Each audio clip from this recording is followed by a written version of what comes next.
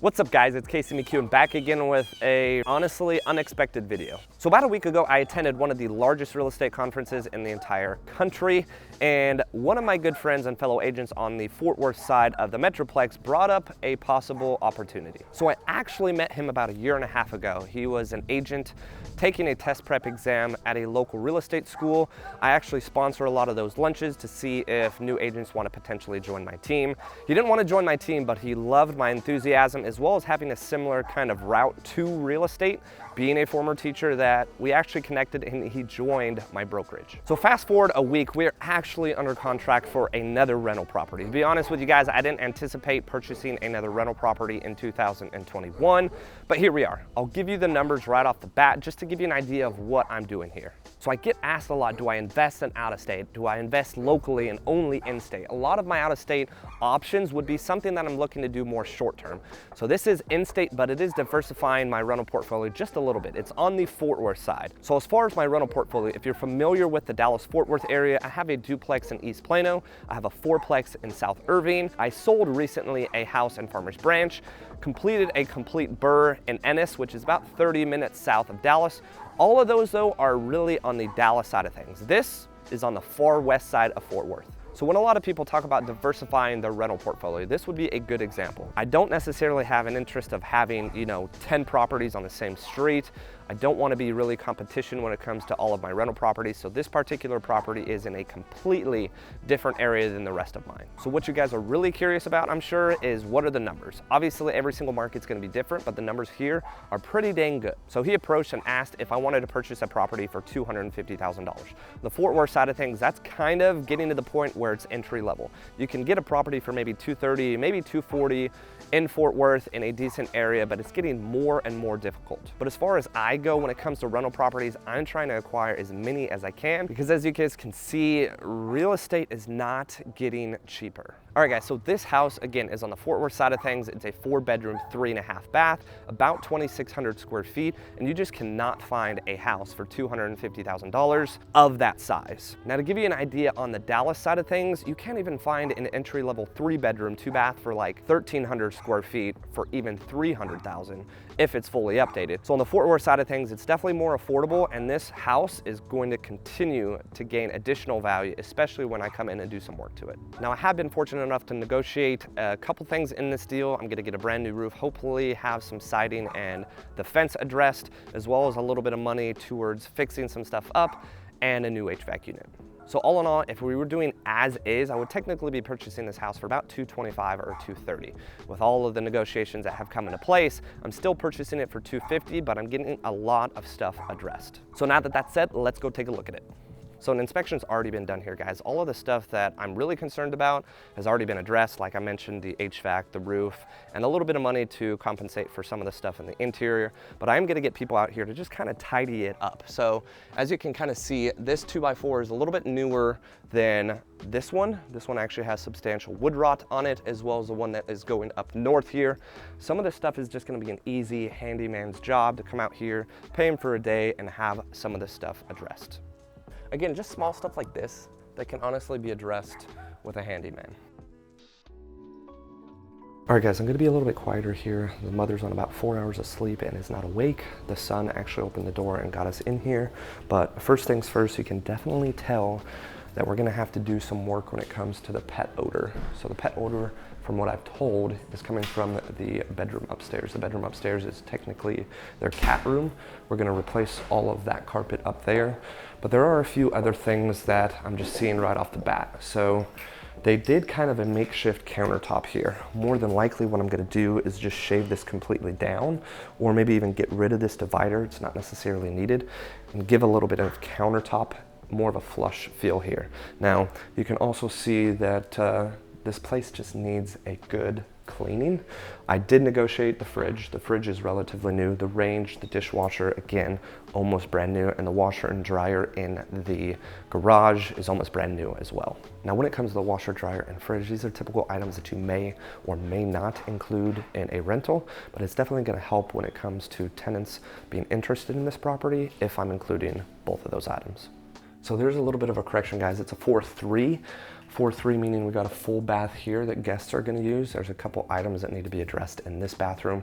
The floor in here on the entire first floor is all new. I'm really curious if I get rid of the carpet upstairs and do some cleaning out of the ductwork and get rid of that smell, if it'll still smell with this new floor. Obviously, if I can keep this floor, it's ideal. But a couple things that we need to have addressed. This is the first bedroom. There technically isn't a light. Clearly need to get a light in here. There's another bedroom. These are more kids' bedrooms downstairs. This, has some small paint job and, touch-up work that needs to be done.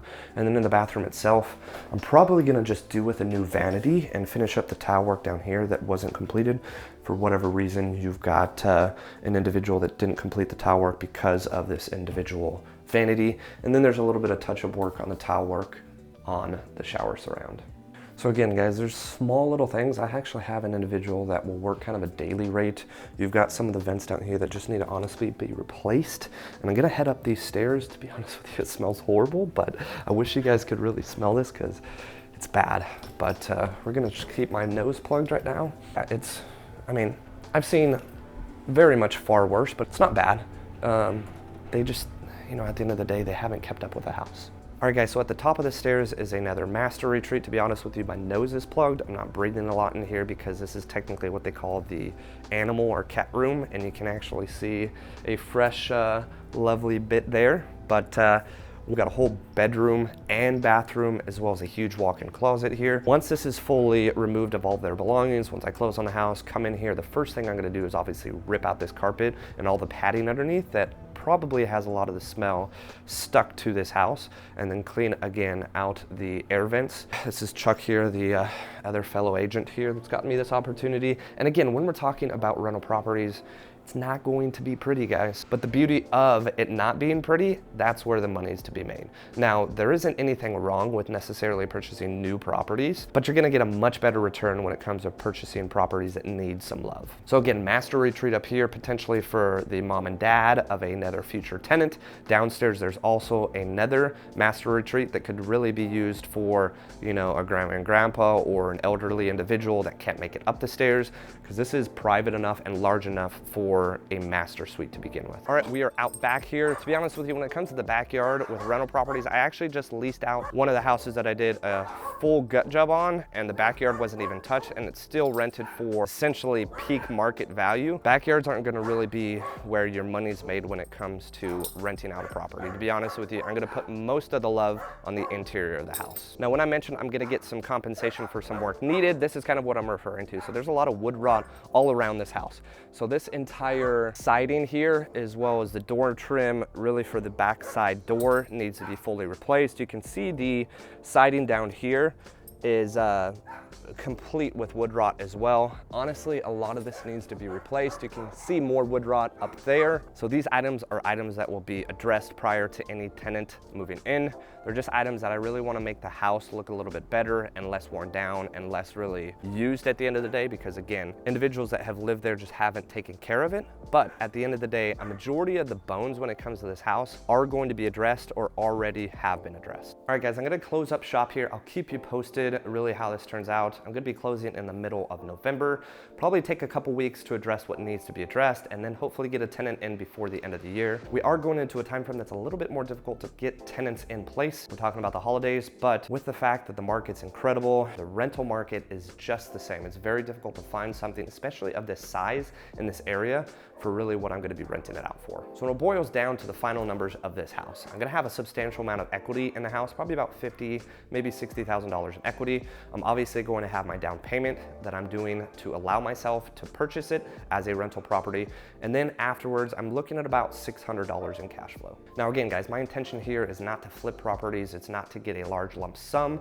I personally want to acquire as many rental properties as I can. So when all is said and done on this particular rental property, I'm going to be probably exceeding $15,000 in monthly rental income after I pay my mortgages, but before any of the CapEx or any kind of the expenses that come with my rental properties, which honestly, I put a lot of work and money into them already. So a lot of this is just pure cash flow. I'm sitting at about $7,000 to $8,000. Also, guys, as a recap here, less than 4.5 years ago is when I purchased my first property with my VA loan in the Dallas-Fort Worth Metroplex, and I've been able to acquire all of these properties either with a VA loan, a conventional loan, or an investment investment conventional loan opportunities such as this.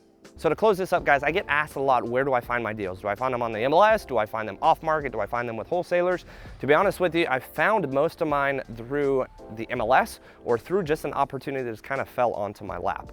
Rewind 2 years ago, I actually got an agent that reached out to me for me to actually help an individual sell their house. Well, I went and saw the house and it needed a ton of work. It was a situation where the owner actually had passed away, and the siblings in that case just wanted to get rid of it and get it sold. We had to wait a while to get it through probate, but that's the house that I just completed a couple months back with the whole BRRRR strategy for the first time for myself. And now fast forward to last week, where I got the opportunity here to purchase this house with the opportunity to turn this into a rental property. Again, another agent just reached out to me, a good friend of mine, and said, hey, I have an opportunity here, would you be interested? And things just kind of lined up. So stay tuned, guys. I'm gonna have a couple more videos following up on this project. I am under contract, as I mentioned before. Gonna be closing about the middle of November. I'll keep you posted for the true numbers at the end of the day, because honestly, I have an idea what it will rent for, but when everything's addressed, I'm curious to really see what the final numbers will be. So thanks again for watching, guys. Make sure to like and subscribe. It really does help, and stay tuned for the next video.